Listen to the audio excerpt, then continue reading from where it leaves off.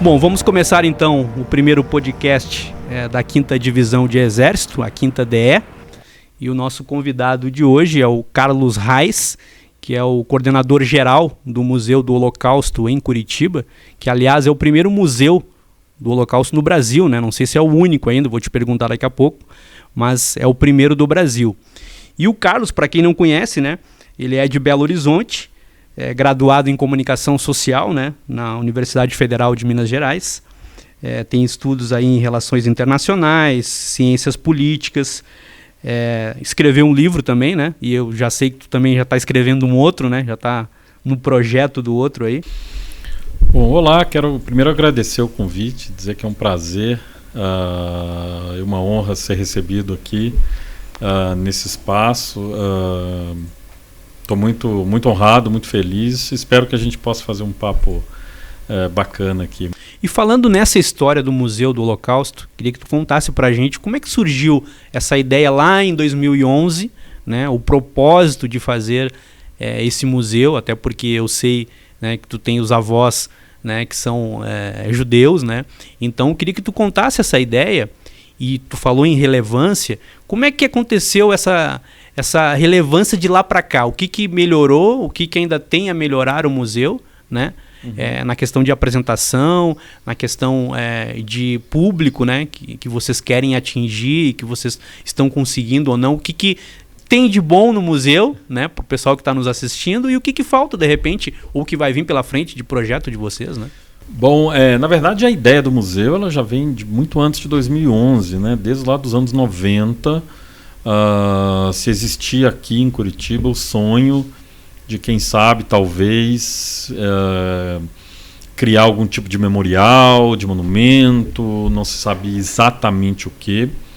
E foi um processo que demorou aí pouco mais de 10 anos até ele amadurecer o suficiente para que aí sim, em 2010 para 2011, o projeto saísse do papel e fosse inaugurado aqui. Realmente é o primeiro museu do Holocausto que existe no Brasil, é a primeira instituição que uniu memória, educação e pesquisa com um projeto museológico, né? Porque, enfim, desde os anos 70 já existem projetos no Brasil que lidam com o Holocausto. Às vezes uma exposição, às vezes um projeto com escola, às vezes...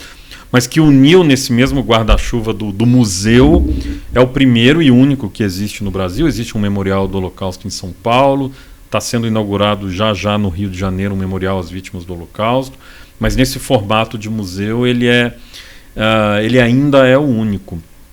É importante também que as pessoas tenham essa noção de que, enfim, o museu ele não é só o espaço de exposição permanente, não é só aquele prédio, aquela exposição que as pessoas vêm visitar e entram pela entrada, saem pela saída e tudo mais.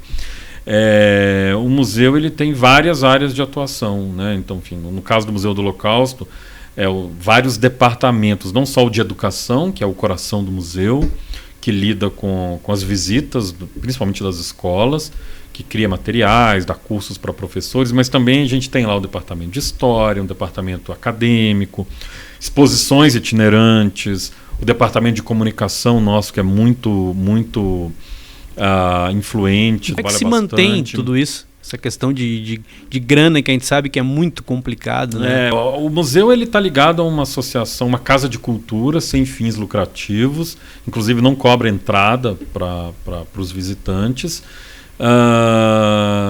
e se sustenta por doação. Inclusive qualquer visitante que vá ao museu pode, ou que também não vá ao museu, pode contribuir. O museu começou pequeno no sentido de estrutura, né? E durante esses 10 anos, pouco mais de 10 anos, o museu cresceu bastante em número de colaboradores, em áreas de atuação. O que antes era restrito à minha pessoa, a coordenadora de educação, de museologia, hoje a gente tem equipes dentro de cada área, também com voluntários, com estagiários, com os projetos ligados às universidades, estagiários, e outros profissionais que atuam em várias dessas áreas. Então, termina que hoje a exposição permanente, né, que as pessoas vêm a Curitiba para visitar, ela é só mais um, é claro que é o carro-chefe, mas ela é só mais um dos braços de atuação do museu. E a gente tem melhorado essa exposição do ponto de vista tecnológico, né? 2010 para 2011 já faz uma eternidade, se a gente for pensar no que diz respeito à tecnologia, o que existia em 2010 no sentido de equipamento, de máquina, da própria tecnologia. Então a gente tem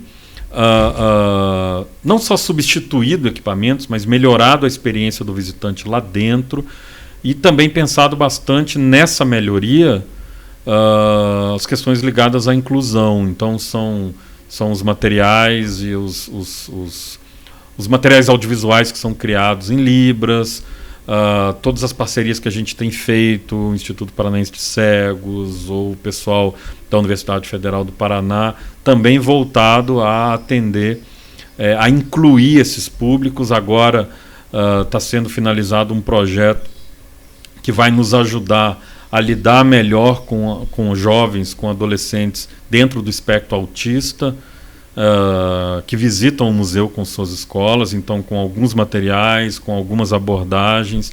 Nosso pessoal tem sido capacitado para isso. Então, nos últimos tempos, nós temos nos dedicado bastante a essa questão da inclusão ali no espaço físico e nos espaços virtuais também do museu. Falou aí em doações, né? Que tipo de doações que vocês recebem ou que vocês preferem, né? Bom, o museu recebe doações tanto em valores monetários, quanto doações de objetos, de livros, de documentos, é muito comum. Né? A gente sabe que o tema da Segunda Guerra Mundial, do nazismo, do Hitler, ele gera uma espécie de um fascínio nas pessoas. Isso a gente poderia falar horas sobre isso. E muitas pessoas têm guardado nas suas casas livros ou documentos ou coisas que compraram ou que receberam, que têm guardado há décadas em casa. Principalmente as famílias de pessoas que sobreviveram à tragédia e que aqui chegaram. Então é muito comum filhos, netos nos procurarem com pastas cheias de documentos, dizendo: olha, isso aqui era do meu pai, isso aqui era do meu avô, a gente não sabe muito bem o que tem aqui, vejam se alguma coisa serve para vocês, e a gente descobre verdadeiros tesouros ali. Artistas plásticos que criam obras, pinturas sobre o tema também costumam nos procurar. E muitos desses materiais a gente acaba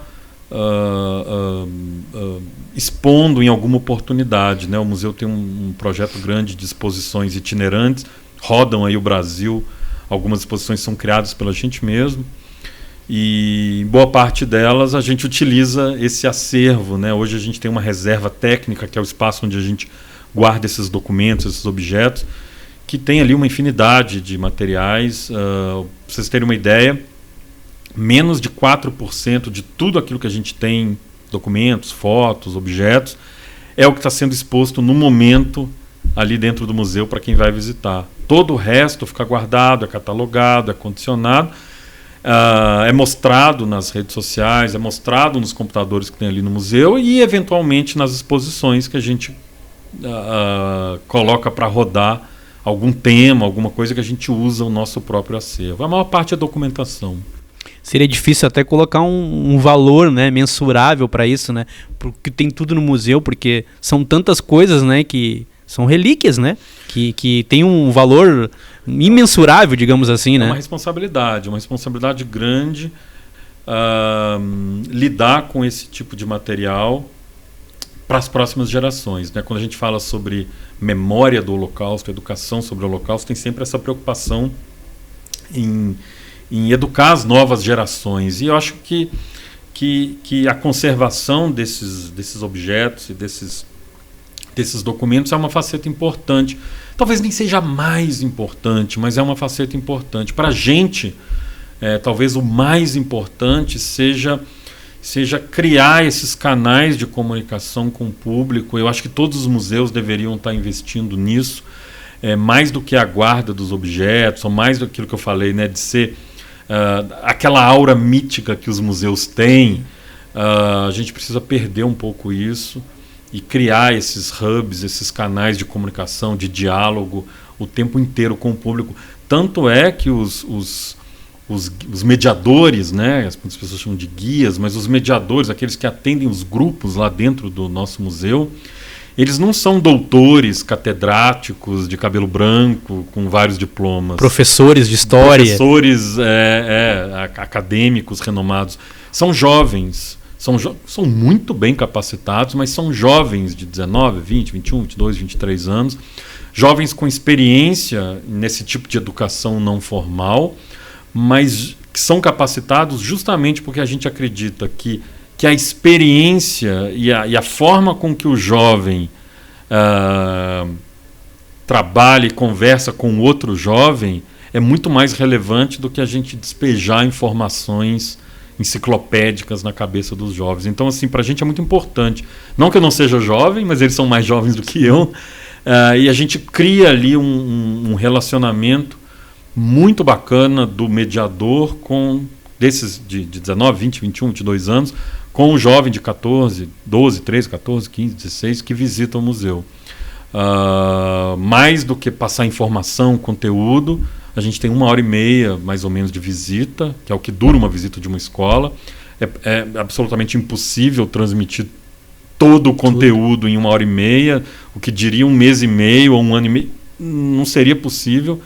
Então a gente prioriza as reflexões, a experiência do visitante, e isso os jovens que a gente capacita sabem fazer isso muitíssimo bem. O que tem lá no museu de pracinhas, né?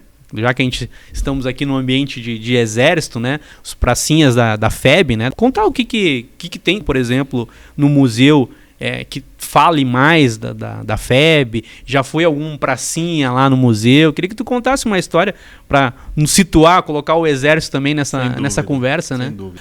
Quanto à FEB, é um tema importante, é um tema que aqui no Brasil muitas vezes é deixado de lado, seja nos assuntos ligados ao Holocausto ou ligados à Segunda Guerra Mundial. Para nós é importante, é mais um aspecto que conecta o nosso país a esse tema. No museu existem ali não só jornais da época, mas também objetos pessoais ligados a pracinhas. Então são cartas, são diplomas, os selos, existe uma flâmula da FEB também. Nós temos um contato permanente com talvez um dos maiores especialistas da Força Expedicionária Brasileira, e também é muito interessante isso, na atuação de soldados brasileiros judeus que ingressaram na FEB e foram à Itália lutar. Eu estou falando do professor Israel Bleiber, que já é um senhor, mas muito ativo, e publicou vários livros e tudo mais, que é um parceiro do museu nas questões ligadas à FEB, e sempre quando existe algum tipo de movimento ou de evento, nós temos o contato aberto com a Casa do Expedicionário também e outras instituições fora de Curitiba, porque também é relevante, né, aproximar do público brasileiro e fazer as devidas conexões entre nazismo, Holocausto e o Brasil. Por isso é importante. E também, infelizmente, né, nos nossos livros didáticos, a FEB ainda é um detalhe, um rodapé da página, como deveria ser o contrário. Deveria ser talvez o nosso carro-chefe nos estudos sobre Segunda Guerra Mundial deveria ser a FEB, e a FEB acaba sendo um detalhe na formação desses jovens, e isso é muito triste. E com certeza conhece lá o Museu do Expedicionário, né? Falou em Casa do Expedicionário, agora a gente chama mais de museu, né? Mas com certeza conhece lá a história, é bem bonita, a fachada, toda a estrutura que se tem lá, o material que se tem lá também é muito bom, né? É um museu que o Exército também administra lá, né? Sem dúvida. E é bacana essa ligação, né? Porque tem muito a ver, né? O Museu do Holocausto com o Museu do Expedicionário também, né? Por essa relação, né? Sem dúvida. Já tive a oportunidade de conhecer, de ter uma relação próxima com a diretoria, de participar de eventos. Eu acho que é uma forma de de fortalecermos a memória e de evitar o silenciamento dessas memórias que são importantes para nós, a sociedade brasileira, né? Existe muito que se aprender, não só dos legados que a gente cria a partir do Holocausto, mas também de todo o envolvimento e a forma com que o Brasil criou e orientou e promoveu a organização da Força Expedicionária Brasileira, e também honrar, né, as nossas vítimas, os pracinhas e aqueles que sobreviveram, e que muitos já centenários continuam. E também, infelizmente, né, nós vemos, não é incomum as notícias de falecimentos, inclusive recentemente, né, um oficial importante no Rio de Janeiro faleceu. O museu deu em primeira mão, a gente soube rapidamente, demos em primeira mão, contamos a história dele, de como ele foi até a Itália. Ele fazia parte do corpo médico, e nós estamos sempre de olho, sempre atentos e sabendo da importância dessas histórias para a nossa formação cidadã também. Antes de terminar, Carlos, só lembrando aqui o pessoal, a gente está falando com o Carlos, que é o coordenador geral do Museu do Holocausto. Eu queria que tu falasse para a nossa audiência, né, horários de visitação, quem quiser levar um grupo para visitar um museu, o que faz, onde procura, como é que funciona, se precisa pagar ou não pagar, né? Queria que tu explicasse para o pessoal que quer conhecer o museu, onde que fica, um e-mail de contato de repente que é mais fácil, né? Ou algum telefone que tu queira passar, para a gente encerrar o nosso bate-papo. E já vou te agradecendo aqui, né, por ter aceitado o convite desse primeiro podcast da 5ª Divisão de Exército. Eu agradeço demais o convite, um prazer estar aqui.